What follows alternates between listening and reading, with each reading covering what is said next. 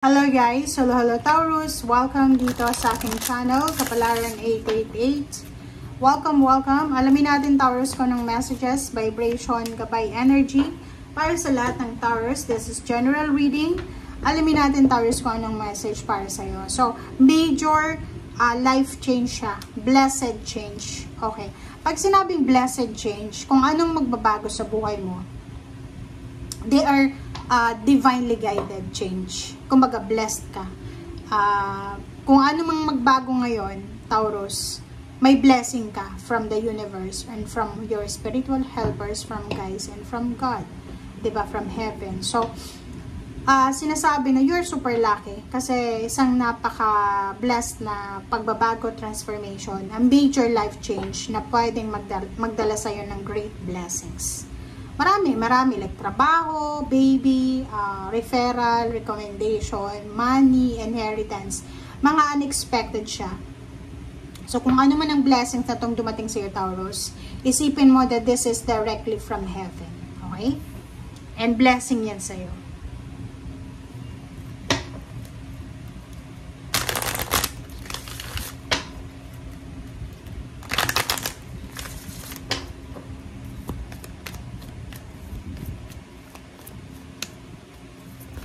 Oops, sorry. Okay, magical blessings. O, diba? So, dalawang baraha, same energy, magical blessings. So, whatever you're going through, wag ka daw masyadong mag-alala, Taurus, because you are assisted by magical fairy blessings. So, yun, maraming blessings. Kumbaga, yung mga spiritual helpers mo and guides, angels, nagtutulong-tulong sila para ibigay sa'yo yung blessings na deserve mo. Alam mo yung mga Taurus, sila yung mga zodiac signs na sobrang masipag. Hindi sila namimili ng trabaho. Kung ano yung available, papasukin nila. Hindi rin sila yung taong masama ang ugali.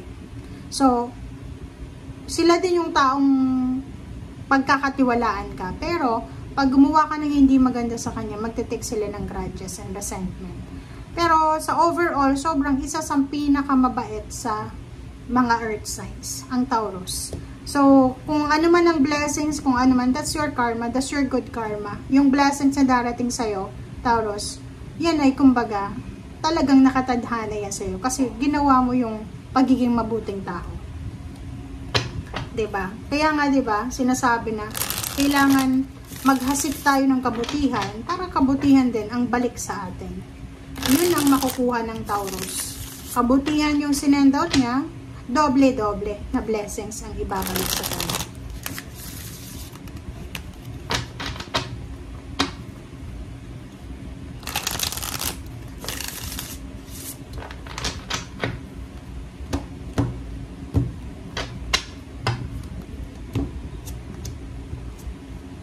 Okay, wow.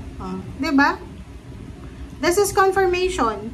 This Wheel of Fortune is blessed change. Kasi ito ay major life change to eh. Na pwedeng magdala sa'yo ng great blessings, prosperity, and abundance. Diba? Good luck, progress, and change. So, double change, 10-10. So, sinasabi ng baraha, sa ayaw at sa gusto ng mga tao dyan sa paligid mo, may magbabago sa buhay mo na magdadala sa'yo ng napakalaking biyaya. Wala silang magagawa eh. Kasi naka-destiny yan eh. Kumbaga nakatadhana yan, Taurus na ibigay sa'yo. Number 1910, so it's 10-10, diba? Success, recognition, happiness. So, kung halimbawa may Taurus ditong nag-aantay ng salary increase, higher position, trabaho, like nag-apply ka ng trabaho, possible na makatanggap ka na ng confirmation, result, answers, outcome. And, ito ay magdadala to sa'yo ng sobrang happiness. And 6 of Earth, may windfall, diba? So, talagang uulan ng swerte, uulan ng good luck, ng good fortune, ng pera, ng blessings, ng change sa buhay mo. So, ihanda mo ang sarili mo, Taurus, para dyan. And deserve mo yan, diba? Ang ganda. Tapos na, Taurus, yung mga panahon ng paghihirap mo. Tapos na yung pagtitiis. Tapos na yung paghihirap. Tapos na yung pakikisama. Tapos na yung pagluha mo. Nandito ka na sa stage ng accomplishment. Nandito ka na sa stage ng celebration. nandito ka na sa stage ng completion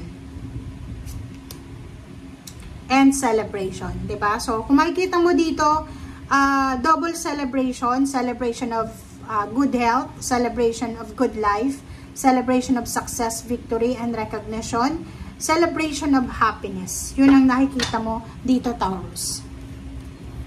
Magician, manifestation, everything happens for a reason, but this time, talagang ibibigay na sa'yo ng universe kung ano ang deserve mong mystery, magic, manifestation, empowerment. So, ihanda mo ang sarili mo para dyan sa magic na yan. Ang daming revelation, ang daming katotohanan, ang daming, yun nga, realization to eh. 'Di ba? Maraming realization, maraming darating sa buhay mo, Taurus, na pwedeng magdala sa'yo ng realization, and at the same time, parang yun, accomplishment talaga. Accomplishment and completion. So, sinasabi ng baraha sa'yo na ihanda mo ang sarili mo, ang daming balita, ang daming emails, chat, call, or ang dami-daming kwento na maririnig ka. Okay. Knight of Earth, sinasabi ng baraha na ihanda mo ang papeles mo, ihanda mo ang mga dokumento na kakailanganin mo, ihanda mo ang sarili mo kasi marami kang kailangan na ayusin na papeles for your new job, for your first job, for your international travel, for your purchases, for your loan, for the higher salary, increase of higher position. Marami ka na matatanggap na mga requirements na kailangan mong ayusin. 5 of water and then 7 of air. Mag-iingat ka lang. So, mag-iingat ka. Makinig ka ha. Ito yung mga tao, Taurus, na kailangan mong ingatan. Ingatan mo yung Virgo. Mag-iingat ka sa Virgo. Mag-iingat ka sa Leo. Mag-iingat ka sa Aries. Mag-iingat ka sa Libra. Mag-ingat ka sa Scorpio and Sagittarius. Kasi yung mga taong yan, may mga lihim silang inggit sa'yo. Kumbaga, ang mga taong yan is ayaw nilang umasenso ka sa buhay.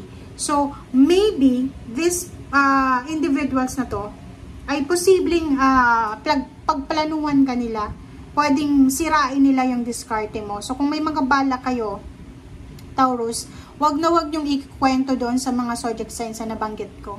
Kasi ang zodiac signs na yon ay sila yung mga tataas yung kilay sa bawat kwento mo. Sa bawat accomplishment mo ay hindi sila magiging masaya. Sa bawat celebration mo ay malulungkot sila. Sa bawat completion na matatanggap mo ay hindi sila kontento. So, para hindi ka magsisi sa bandang huli, mag-iingat ka. Huwag kang masyadong pakampante. Huwag kang masyadong magtitiwala.